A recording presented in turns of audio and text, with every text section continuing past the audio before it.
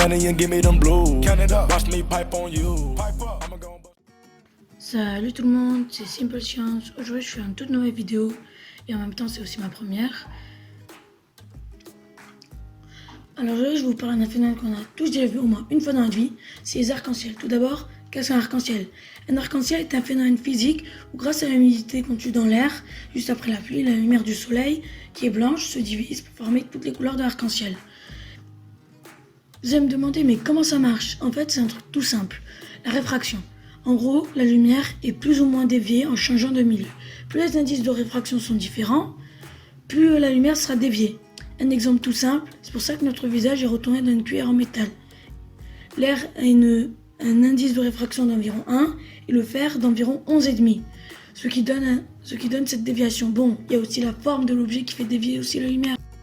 Un autre exemple, c'est pour ça qu'on met un objet à moitié dans l'air et à moitié dans l'eau, on voit une déformation au niveau du changement de milieu. C'est parce que la lumière qui passe de l'air à l'eau, elle aussi elle se fait déformer parce que l'air, comme j'ai dit avant, a un indice de réflexion de 1, environ 1, et l'eau a un indice de réflexion d'environ 1,5. Donc en changeant de milieu, la lumière se fait dévier. Bon, lorsque les rayons de soleil traversent des gouttes d'eau en suspension dans l'air, les différentes couleurs qui composent la lumière blanche se séparent en les traversant. Mais vous allez me demander alors pourquoi on voit toujours le même ordre? En même temps, ça serait bizarre un arc-en-ciel à l'envers. C'est dû au fait que chaque goutte renvoie toutes les couleurs, mais notre œil, avec l'angle de notre œil, on voit qu'une couleur par goutte. Et ainsi, les gouttes les plus hautes permettent de voir le rouge uniquement, et les gouttes les plus basses permettent de voir le violet. Bon, maintenant qu'on a parlé de comment ça marche un arc-en-ciel, qu'est-ce qu'un arc-en-ciel, comment ça se forme, on va maintenant parler des cas rares, des différents types d'arc-en-ciel et comment ils se produisent.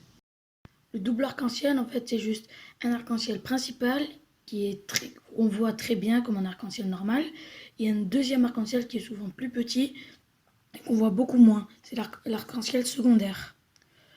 Le multi-arc-en-ciel, c'est plusieurs arcs-en-ciel qu'on voit. C'est juste plusieurs arcs-en-ciel. Il y a aussi des fois des arcs-en-ciel qui viennent d'un même point et qui partent dans différentes directions. On appelle ça des arcs-en-ciel jumelés. L'arc-en-ciel brumeux, c'est un arc-en-ciel qui se forme juste d'un nuage, qui nous ressort une teinte un petit peu gris, blanc, bleu ou rouge. Et quand on s'élève un petit peu, on peut voir un phénomène physique encore plus bizarre. C'est qu'en fait, on voit plus un arc-en-ciel, on voit un cercle. Parce qu'en fait, on voit aussi la partie qui est en bas. On voit la moitié d'en haut et la moitié d'en bas. Les arcs-en-ciel monochromes, ce sont juste des arcs-en-ciel de une seule couleur. Tout l'arc-en-ciel, c'est que une teinte de une seule couleur. Les arcs-en-ciel de nuit, ce sont en fait des arcs-en-ciel normaux, sauf qu'à la place que c'est la lumière du soleil qui est réfractée, c'est la lumière de la lune, ce qui nous donne un effet un petit peu plus blanchâtre, plus clair sur les couleurs de l'arc-en-ciel. Voilà, j'espère que la première vidéo vous aura plu. Likez, abonnez-vous, partagez, commentez si vous avez aimé. Allez, moi je vous dis tchuss!